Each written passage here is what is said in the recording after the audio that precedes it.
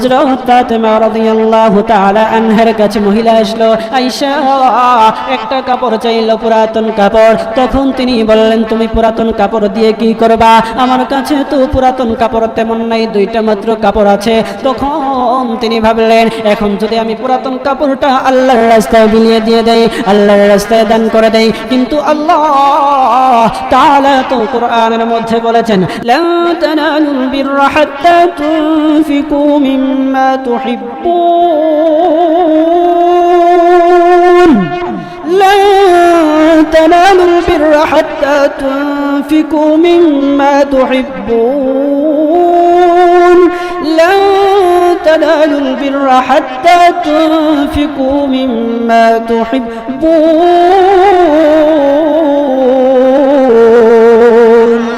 যে আল্লাহর রাস্তায় নিজের প্রিয় জিনিসটা আল্লাহর রাস্তায় দান যতক্ষণ পর্যন্ত করবে না, সে ততক্ষণ পর্যন্ত সওয়াবের অধিকারী হবে না।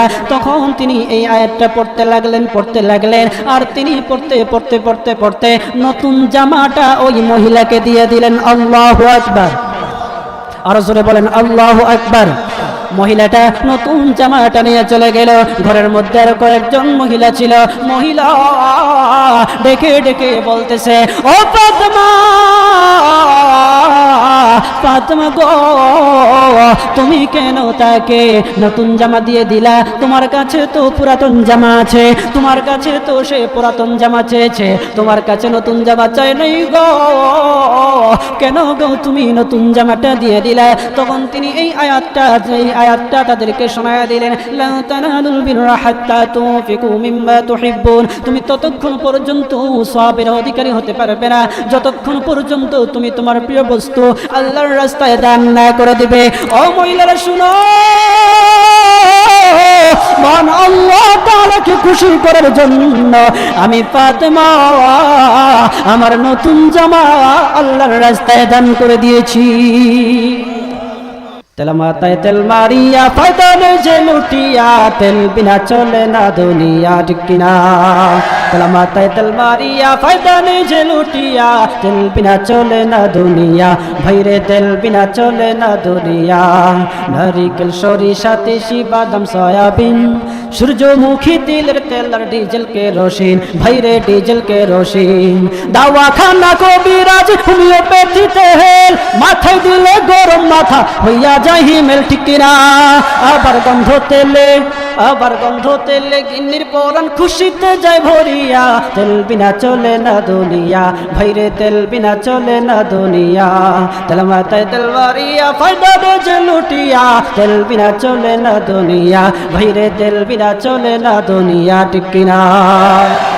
মুসলমান বাবাজি, গভীর মনোযোগ। আল্লাহ রাসূল সাল্লাল্লাহু আলাইহি ওয়াসাল্লাম বলেন, 5 শ্রেণীর লোকদের জন্য জান্নাত ওদের আগ্রহে বসে আছে, অপেক্ষা করতেছে। 1 নম্বর হচ্ছে তালিল কোরআন, যারা কোরআন তেলাওয়াতকারী, যারা কোরআন ওয়ালা। আমাদের দুঃখের বিষয় হলো জান্নাতে যাওয়ার মাধ্যম হচ্ছে কোরআন, অথচ আমরা কোরআন তেলাওয়াত অনেকেই জানি না, অনেকেই কোরআন পড়তে পারি না, কোরআন শিক্ষা করার জন্য আগ্রহ নাই, আমাদের সন্তানদেরকেও কোরআন শিক্ষা দেওয়ার জন্য কোনো আগ্রহ নাই।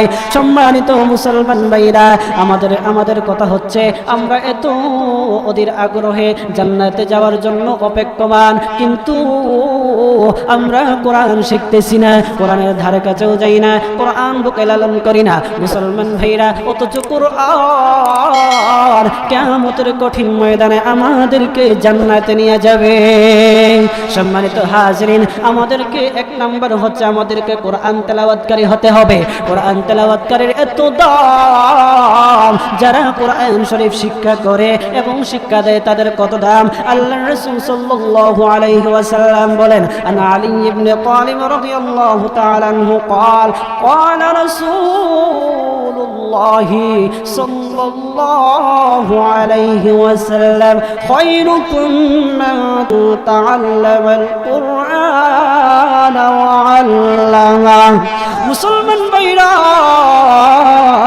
আল্লাহর নবী সাল্লাল্লাহু আলাইহি ওয়াসাল্লাম বলেন, হযরত আলী রাদিয়াল্লাহু তাআলা আনহু থেকে বর্ণিত, নবীজি সাল্লাল্লাহু আলাইহি ওয়াসাল্লাম বলেন, যে কোরআন শরীফ শিক্ষা করে এবং শিক্ষা দেয় সে দুনিয়ার মধ্যে সর্বোত্তম মানুষ। এখন দেখেন আমাদের দুনিয়ার মধ্যে যারা কোরআন শরীফ শিক্ষা করে এবং শিক্ষা দেয় আমাদের সমাজে তাদের দাম আছে না নাই?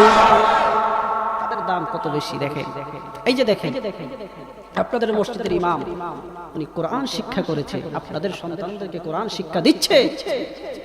আপনাদের বাড়িতে কোনো যদি দাওয়াতের অনুষ্ঠান করেন, আয়োজন করেন, তখন কি ইমাম সাহেবকে দাওয়াত দেন না? ইমাম সাহেবকে দিয়ে দোয়া করান না? কেউ যদি মারা যায় আপনারা কি ইমাম সাহেবকে আগে দেন না? কেন দেন? যে উনি কোরআনওয়ালা, উনি কি কোরআনওয়ালা। এই জন্য তো কোরআনওয়ালার সম্মান আল্লাহ তাআলা দুনিয়াতেও দিয়েছেন, আখিরাতেও। এই জন্য আমরা কোরআন তেলাওয়াতকারী হব। কোরআন তেলাওয়াত করলে কত দাম, কত দাম। আল্লাহর রাসূল সাল্লাল্লাহু আলাইহি ওয়াসাল্লাম বলেন, কেউ যদি কালামুল্লাহ শরীফ থেকে একটা আয়াত তেলাওয়াত করে বা একটা হরফ তেলাওয়াত করে, সাথে সাথে আল্লাহ তাআলা তার আমল নামায় 10টা নেকি লিখে দিয়ে দেয়। সুবহানাল্লাহ। মুসলমান বাবাজি গভীর মনোযোগ, আল্লাহর নবী মুহাম্মদুর রাসূলুল্লাহ সাল্লাল্লাহু আলাইহি ওয়াসাল্লাম বলেন, আল্লাহর কোন বান্দা যদি আল্লাহর কালামুল্লাহ শরীফ থেকে একটা হরফ তেলাওয়াত করে, মহান আল্লাহ তার আমলনামায় 10টা নেকি লিখে দিয়ে দেয়। আল্লাহর নবী আরো বলেন, আমি বলি নাই যে আলিফ লাম মিম এই 3টা অক্ষর একত্রে একটা অক্ষর। আল্লাহর নবী বলেন, আলিফুন হারফুন ওয়া লামুন হারফুন ওয়া মিমুন হারফুন, এই 3টা অক্ষর হচ্ছে আলিফ লাম মিম হচ্ছে এই 3টা অক্ষর। সুতরাং আল্লাহর কোন বান্দা যদি এই কালামুল্লাহ শরীফ থেকে আলিফ লাম মিম তেলাওয়াত করে, মহান আল্লাহ তার আমলনামায় 30টা নেকি লিখে দিয়ে দেয়। সম্মানিত হাজিরিন, আল্লাহর কোন বান্দা যদি কালামুল্লাহ শরীফ তেলাওয়াত করে, কালামুল্লাহ শরীফ তেলাওয়াত শুরু করে দিয়েছে, তখন ফেরেশতারা তার পাশে বসে বসে তার কোরআন তেলাওয়াত শুনে। আল্লাহু আকবার। আল্লাহর কোন বান্দা যদি বৈশা শুধু বলতেছে বিসমিল্লাহির রহমানির রহিম, বিসমিল্লাহির রহমানির রহিম, তখন তার পাশে বৈশা আল্লাহর তৈরি ফেরেশতারা তার তেলাওয়াত শুনে। সুবহানাল্লাহ। এই জন্য আমরা যারা কোরআন শরীফ যতটুকুই পারি, অনেকেই তো সূরা ইখলাস পারি না? কথা বলেন না, পারি না? সূরা ইখলাস আমরা অনেকেই পারি, সূরা ইখলাস পারি, সূরা ফাতিহা পারি, সূরা নাস পারি না? সূরা কাউসার পারি। তো আমরা যারা ছোট্ট সূরাই পারি, তো আমরা সব সময় বৈশা অন্যের গীবত গাইব না, আমরা তেলাওয়াত করব। কি করব? জোরে বলেন, কি করব? আপনি যদিও পারেন বিসমিল্লাহির রহমানির রহিম, আর কিছু পারেন না, আপনি পড়েন বিসমিল্লাহির রহমানির রহিম, বিসমিল্লাহির রহমানির রহিম, বিসমিল্লাহির রহমানির রহিম। আপনি যে পড়েছেন বিসমিল্লাহির রহমানির রহিম, সাথে সাথে প্রতিটা অক্ষরের বিনিময়ে আল্লাহ তাআলা আপনার আমলনামায় 10টা করে নেকি লিখে দিয়ে দিবেন। সুবহানাল্লাহ। এই যে আমি যতবার বিসমিল্লাহির রহমানির রহিম তেলাওয়াত করেছি, আমি পড়েছি, আমি তো সব পেয়েছি। আপনারা যারা শুনছেন, যতবার শুনছেন ততবারে প্রতি অক্ষরের বিনিময়ে 10টা করে নেকি আল্লাহ তাআলা আপনার আমলনামায় দিয়ে দিয়েছেন। সুবহানাল্লাহ।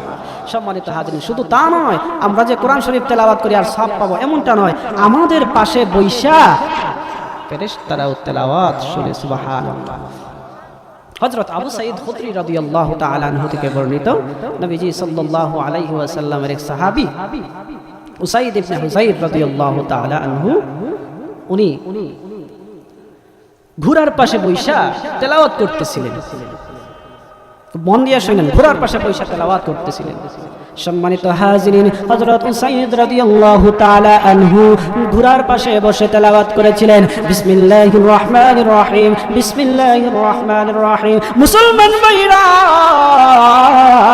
উসাইদ রাদিয়াল্লাহু তাআলা আনহু তেলাওয়াত করতেছিলেন ঘোড়ার পাশে বসে, আর যখন তিনি তেলাওয়াত শুরু করে দিলেন, ঘোড়া লাফালাফি শুরু করে দিয়েছে, ঘোড়া লাফালাফি শুরু করে দিয়েছে, তখন তিনি তেলাওয়াত বন্ধ করে দিলেন। আবারও ঘোড়ার লাফালাফি বন্ধ হয়ে গেছে, আবার আবারও তিনি তেলাওয়াত করলেন, আবারও ঘোড়া লাফালাফি শুরু করে দিয়েছে, আবারও তিনি তেলাওয়াত করলেন, তখন ঘোড়া আবারও তেলাওয়াত শুনে সাথে সাথে ঘোড়া লাফালাফি শুরু করে দিয়েছে।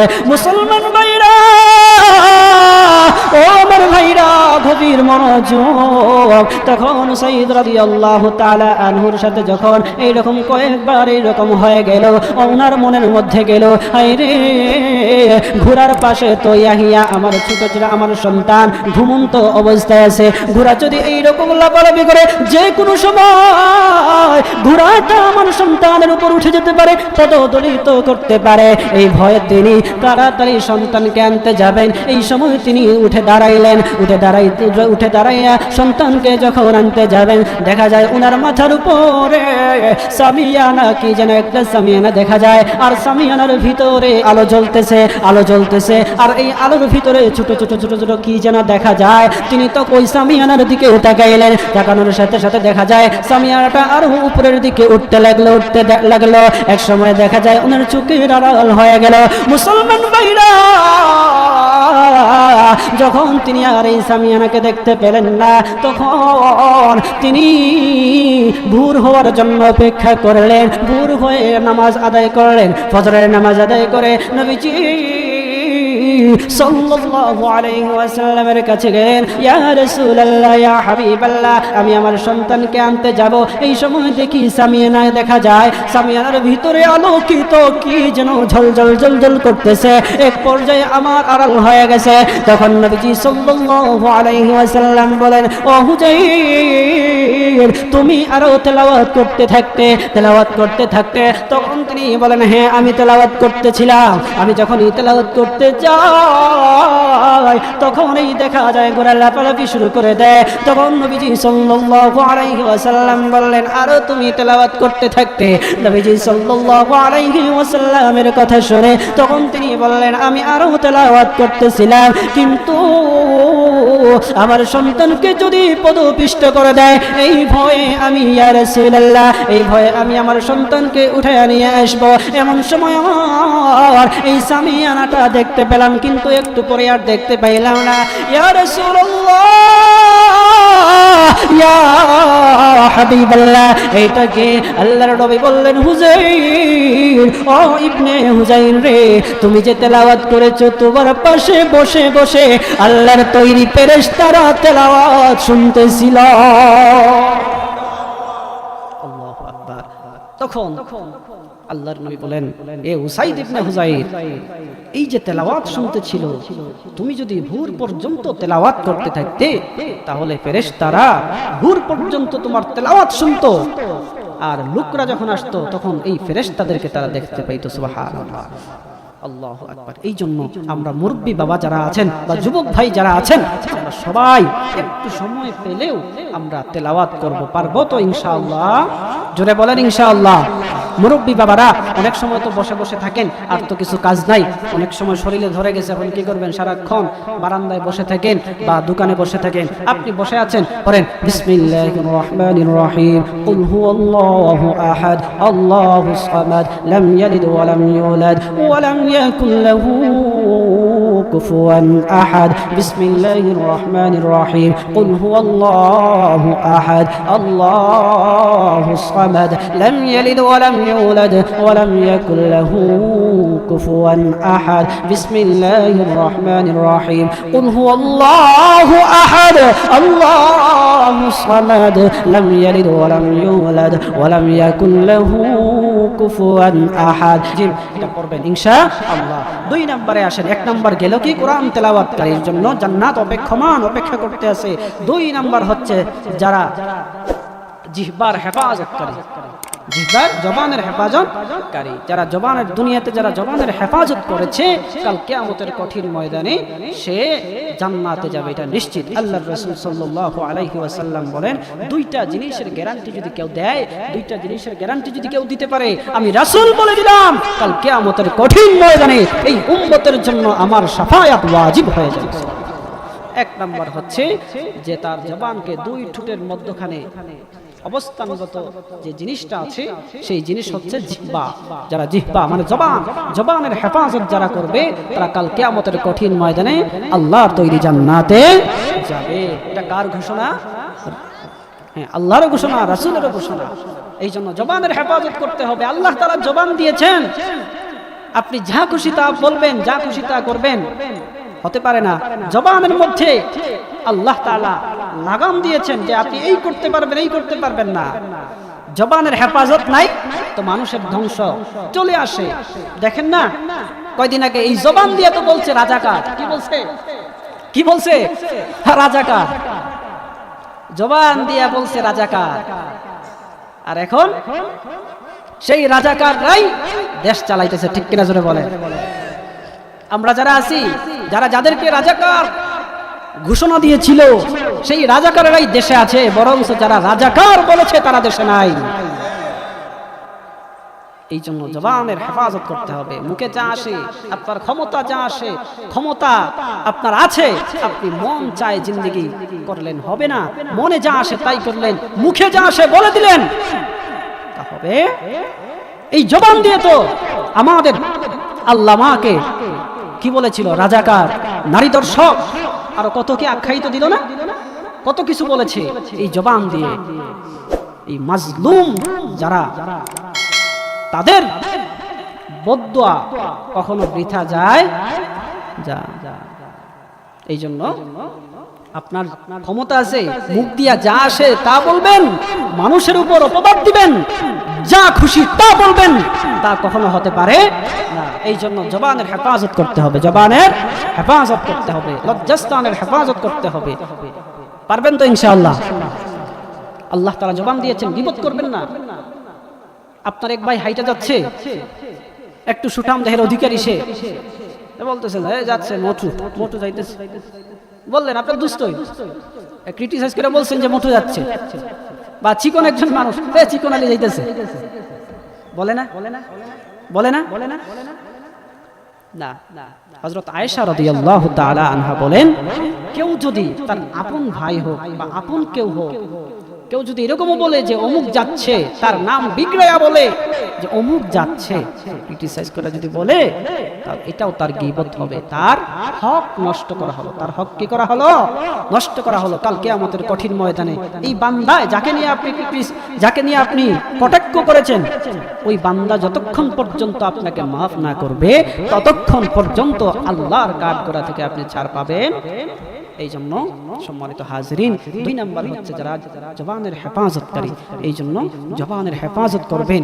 আপনারা কখনো কারো গীবত গাইবেন না, এই জবান দিয়ে কারো কোনো কিছু পরনিন্দা করবেন না, ঘুষ খাইবেন না, হারাম, এই জবান দিয়ে কখনো হারাম কোনো কাজ করবেন না। অনেকের জবান আছে, দেখেন না, অনেকের জবান আছে, জিহ্বা আছে আমাদের মতো দেখতে, কিন্তু কথা না বললে বোঝা যাবে না যে সে কথা বলতে পারে না, কথা বলতে পারে না, এরকম বোঝা যাবে না। দেখতে অনেক সুন্দর, আমার থেকে অনেক সুন্দর, আপনার থেকে অনেক সুন্দর, যখন আপনি কথা বলতে যাবেন দেখা যাবে সে কথা বলতে পারতেছে না। কেন? তার জিহ্বা আল্লাহ তাআলা দিয়েছে, কিন্তু জবান নামক মহা দৌলত তাকে আল্লাহ তাআলা দেন নাই। এই জন্য বুবা হিসেবে আল্লাহ তাআলা দুনিয়াতে পাঠিয়েছে। আপনাকে যদি আল্লাহ তাআলা বুবা হিসেবে দুনিয়াতে পাঠাইতেন, তখন কেমনটা লাগতো? এই জন্য জবান যেহেতু আল্লাহ তাআলা আমাদেরকে নিয়ামত স্বরূপ দিয়েছেন, এই জন্য জবানের হেফাজত করব ইনশাআল্লাহ। সম্মানিত হাজিরিন, 3 নাম্বার হচ্ছে যারা গরিব মানুষকে খাবার দেয়। কি দেয়? খাবার দেয়।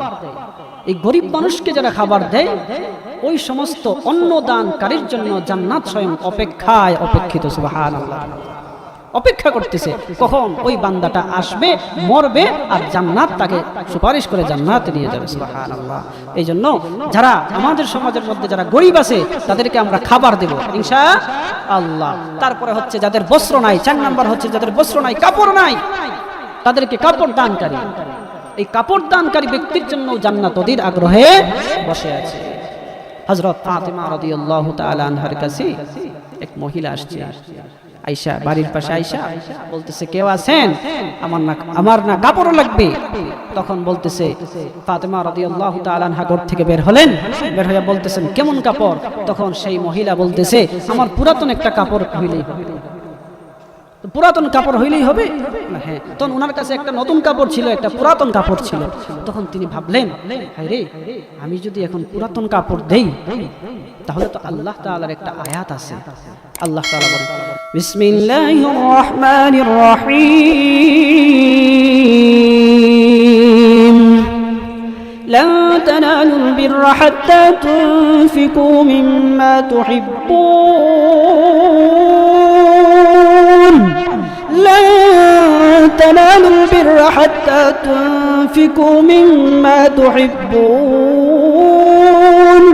لن تنالوا البر حتى تنفقوا مما تحبون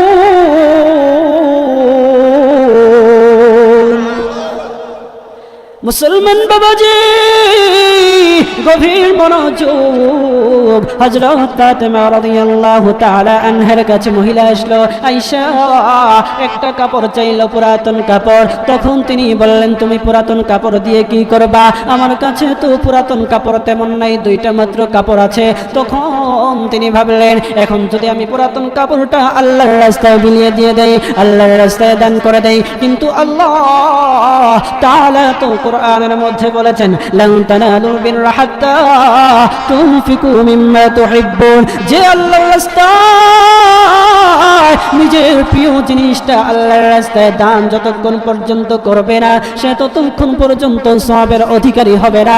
তখন তিনি এই আয়াতটা পড়তে লাগলেন, আর তিনি পড়তে নতুন জামাটা ওই মহিলাকে দিয়ে দিলেন। আল্লাহু আকবার, আরো জোরে বলেন আল্লাহু আকবার।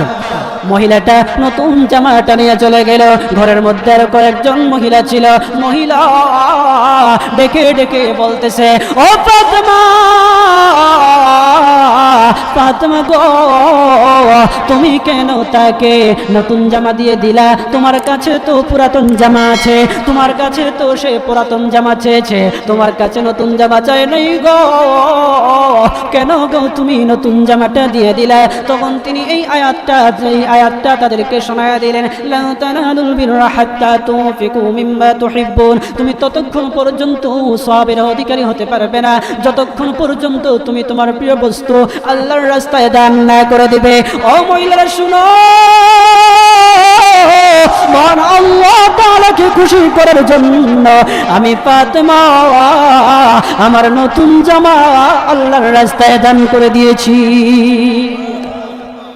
আল্লাহু আকবার। সম্মানিত হাজিরিন, আল্লাহকে খুশি করার জন্য, রাজি করার জন্য আমি আমার নতুন জামাটা আল্লাহর রাস্তায় মহিলাকে দান করে দিয়েছি। সম্মানিত হাজিরিন, আমাদের আশপাশে যারা গরিব মানুষ আছে, অনেক সময় এই গরিব মানুষরা মুখ ফুটায় বলতেও পারে না, লোক লজ্জার ভয়ে বলতেও পারে না। আপনার কাছে 100 টাকা 50 টাকা যাই আছে, বা ঘরের মধ্যে একটু ভালো কাপড় আছে, আপনি গোপনে তারা দিয়ে দিন, এই যে বাইস্তা নে এগুলা পর, বা এই যে নেন এগুলা ইউজ করেন, ব্যবহার করেন, আপনি দিয়ে দিবেন। পারবেন তো ইনশাআল্লাহ? লুকায় লুকায় দিয়ে দিবেন। কখনো কখনো এমনও কিছু দান আছে, এমন কিছু আমল আছে যে আপনি সারা জীবন গুনাহ করেছেন, অন্যায় কাজ করেছেন, নাফরমানি করেছেন, কোনো আপনার আমল নাই, সারা জীবন আপনি সেজদা দিয়েও দেখেন নাই, আল্লাহ তাআলার কদমে সেজদা দিয়েও দেখেন নাই। কেমন মজা, আপনার একটা সেজদাও নাই, নামাজও নাই, রোজাও নাই, কিন্তু এমন কিছু আমল আছে যে আমল আল্লাহ তাআলার কাছে প্রিয়, যে আপনি গোপনে কাউকে সদকা করে দিয়েছেন। আপনার বাড়ির পাশে একটা গরিব মানুষ আছে, আপনাকে বলতেও পারে না, কিন্তু আপনি নিজ থেকে খবর নিয়ে তাকে খাবার কিনে দিয়েছেন, আর বলছেন যে এই যে ভাবি, এই যে বোন, এই যে মা, এই যে নেও চাচি, তোমাকে দিলাম, তুমি এগুলা দিয়ে বাজার করো, এগুলা দিয়ে তুমি চইলো। এই যে গোপনে আপনি দান করেছেন, আপনি তাকে খাবার দিয়েছেন, বস্ত্র দিয়েছেন। কাল কিয়ামতের কঠিন ময়দানে যখন আপনি আল্লাহর সামনে দাঁড়াইবেন, তখন দেখা যাবে আপনার কিছু নাই। আল্লাহ তাআলা বলেন, ফেরেশতারা যাও, ইনতালিকু বিআবদি ইলান নার, ফেরেশতারা যাও, আমার এই বান্দাকে তোমরা জাহান্নামে নিয়ে যাও। তখন আল্লাহ তাআলার কিছু ফেরেশতাও বলবে, বা আপনার যে দান, আপনি দান করেছেন, সদকা করেছেন, এই সদকা আল্লাহর কাছে দাঁড়ায় বলবে, আল্লাহ তাকে জান্নাতে দিতে হবে, তাকে জাহান্নামে দেয়া যাবে না। তখন বলবে, তুমি কে, কোত্থেকে এসেছো? বলে, সে দুনিয়াতে, আমি হচ্ছি তার সদকা, আমি হচ্ছি তার দান, আমাকে দুনিয়াতে সে গোপন ভাবে অমুককে সহযোগিতা করেছে, আমি এই তার দান, আমি তাকে সাক্ষী দিলাম, আমি তার জন্য সুপারিশ করলাম। ওগো আল্লাহ, তোমার দান, তোমার গুসাকে পানি করার জন্য, তোমার রাগকে পানি করার জন্য দান এই যথেষ্ট। তোমার হাবিব হাদিস শরীফের মধ্যে বলেছেন, ওগো আল্লাহ, তোমার যেহেতু রাগ উঠেছে, আমি দান বলতেছি। তোমার এই বান্দা সারা জীবন গুনাহ করে নাই, কিন্তু দান করেছে গোপনে, কিন্তু তোমাকে খুশি করার জন্য দান করেছে। ওগো আল্লাহ, তোমার বান্দাটাকে জান্নাত দিয়ে দিলে হয় না, তাকে জাহান্নাম থেকে বাঁচাও, তুমি পারবা। আমি তো জাহান্নামে চলে যাব যদি তোমার বান্দাকে জাহান্নামে দিয়ে দাও। তখন আল্লাহ তাআলার আরশের মধ্যে উতলানি উঠে যাবে, দয়ার সাগরে ঢেউ পয়দা হয়ে যাবে। আল্লাহ তাআলা বলবেন, ইনতালিকু বিআবদি ইলাল জান্নাহ, ও আমার ফেরেশতারা, যাও আমার এই বান্দাকে তোমরা জান্নাতে নিয়ে যাও। এই জন্য গোপনে দান করবেন, গোপনে দান করবেন। যাদের খাবার নাই তাদেরকে খাবার দিবেন, যাদের কি নাই, বস্ত্র নাই, কাপড় নাই, তাদেরকে কাপড় দিবেন ইনশাআল্লাহ। কয়টা বলছি বলেন তো? এক নাম্বার কি বলছি বলেন? কোরআন তেলাওয়াত, মাশাআল্লাহ। দুই নাম্বার জাওয়াদের হেফাজত, মাশাআল্লাহ। তিন নাম্বার বস্ত্র দানকারী, কাউকে পোশাক দানকারী। চার নাম্বার বলেন, চার নাম্বার কি? হ্যাঁ, গোপনে দান বা কাউকে খাবার দেওয়া। হ্যাঁ, বস্ত্র দানকারী, খাবার দানকারী, 4 নাম্বার। 5 নাম্বার হচ্ছে যে জান্নাত অপেক্ষমান ওই ব্যক্তির জন্য, 5 নাম্বার ব্যক্তির জন্য যে ব্যক্তি রাসূলুল্লাহ সাল্লাল্লাহু আলাইহি ওয়াসাল্লামের প্রতি দুরূদ শরীফ পাঠ করে। সুবহানাল্লাহ। যারা দুরূদ পাঠ করে তারা আল্লাহর রাসূল সাল্লাল্লাহু আলাইহি ওয়াসাল্লামের সাথে জান্নাতে যাবে। সুবহানাল্লাহ। সম্মানিত হাজরিন, চিন্তা করেন, আল্লাহ তাআলা আমাদেরকে নামাজ পড়তে বলেছেন, রোজা রাখতে বলেছেন, আমাদেরকে হজ করতে বলেছেন, যাকাত দিতে বলেছেন, কিন্তু এই কোনোটাই আল্লাহ তাআলা করেন না। আল্লাহ তাআলা করেন না, কিন্তু এমন একটা আমল আছে যেটা আল্লাহ তাআলা আমাদের সাথেও শরীক। জোরে বলেন সুবহানাল্লাহ। আল্লাহ তাআলা বলেন যে আমি নামাজ পড়ি না, রোজা রাখি না, হজ করি না, যাকাত দেই না, সবকিছু বান্দা আমার জন্য করে, কিন্তু একটা আমল আছে যে আমলটা কোনো বান্দা যদি করে তখন আমি আল্লাহর সাথে সাথে তাদের সাথে শরীক হয়ে যাই। সেটা হচ্ছে যে রাসূলের প্রতি দুরূদ শরীফ পাঠ করা। সুবহানাল্লাহ। রাসূলের প্রতি দুরূদ শরীফ পাঠ করা, এই জন্য রাসূলের প্রতি দুরূদ শরীফ পাঠ করবে। অনেকে তো আছে যে দুরূদ ইব্রাহিম আছে, আল্লাহুম্মা সাল্লি আলা মুহাম্মাদ ওয়া আলা আলি মুহাম্মাদ কামা সাল্লাইতা আলা ইব্রাহিম ওয়া আলা আলি ইব্রাহিম, আছে না? অনেকেই পড়তে পারেন না, অনেকের কষ্ট হয়ে যায়, অনেক বড়, কেউ মুখস্থ থাকে না, মুরব্বী মানুষ আছে না? তো তাদের জন্য সহজ ফর্মুলা হচ্ছে ছোট দুরূদ। কি দুরূদ? জোরে বলেন, ছোট দুরূদ। কি সেটা? সাল্লাল্লাহু আলাইহি ওয়াসাল্লাম। কি? সাল্লাল্লাহু আলাইহি ওয়াসাল্লাম। রাহমাতুল লিল আলামিন নবী, রাহমাতুল লিল আলামিন নবী, কোরআনে প্রমাণ। আশিক বিনে কে বুঝিবে আমার দয়ার নবীর শান? কেউ বুঝবে নবীর শান? আশিক বিনে রাসূলের শান কেউ বোঝার মতো নাই। এই জন্য কবি বলেন, রাহমাতুল লিল আলামিন নবী, রাহমাতুল লিল আলামিন নবী, কোরআনে প্রমাণ। উম্মত বিনে কে বুঝিবে আমার দয়ার নবীর শান? আশিক বিনে কে বুঝিবে। আওয়াজ কই? নবী আমার মদিনার বুলবুল,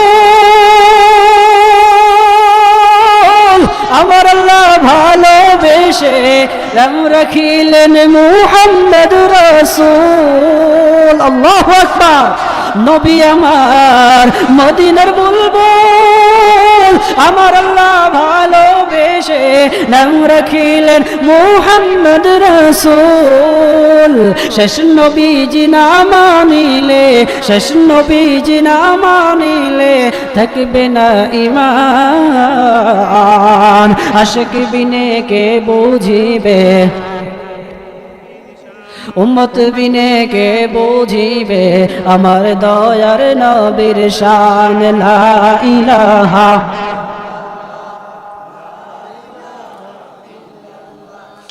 লা ইলাহা ইল্লাল্লাহ। কই মাহদির সৈন্যরা গর্জে ওঠো, শহীদ তামান্না বুকে নিয়ে। সুফিয়ানা মতবাদ রুখতে হলে এখন থেকেই থাকো তৈরি হয়ে। কই মাহদির সৈন্যরা গর্জে ওঠো, শহীদ তামান্না বুকে নিয়ে। সুফিয়ানা মতবাদ রুখতে হলে এখন থেকেই থাকো তৈরি হয়ে। আসবে এই মহাকাল, রুখতে হবে দাজ্জাল, আসবে এই মহাকাল, রুখতে হবে দাজ্জাল। যার এক হাতে থাকবে জান্নাত, এক হাতে থাকবে জাহান্নাম, মানুষকে বলবে ডেকে ডেকে আমি তো তোমাদের খোদা মহান। যার দিলে থাকবে ঈমান, হবে না তো সে বেঈমান। যার দিলে থাকবে ঈমান, হবে না তো সে বেঈমান। মুমিন বলবে ডেকে ঈমান নিয়ে বুকে নিশ্চিত তুই দাজ্জাল, আসবে এই মহাকাল, রুখতে হবে দাজ্জাল, আসবে এই মহাকাল, রুখতে হবে দাজ্জাল। আজ বিশ্বের চারিদিকে মুমিন মরছে ধুকে, একটু কি দিল দয়া হয় না? ওরে কাপুরুষ ঘরে বসে ভাবছো হিসাব বসে, এখনো তো সময় হলো না।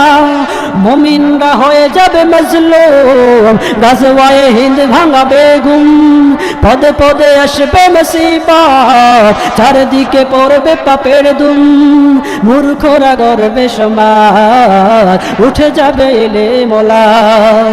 আসছে কিয়ামত, রুখতে মুসিবত, হাঁকছে আজান বেলাল, আসবে এই মহাকাল, রুখতে হবে দাজ্জাল, আসবে এই মহাকাল, রুখতে হবে দাজ্জাল, আসবে এই মহাকাল, রুখতে হবে দাজ্জাল।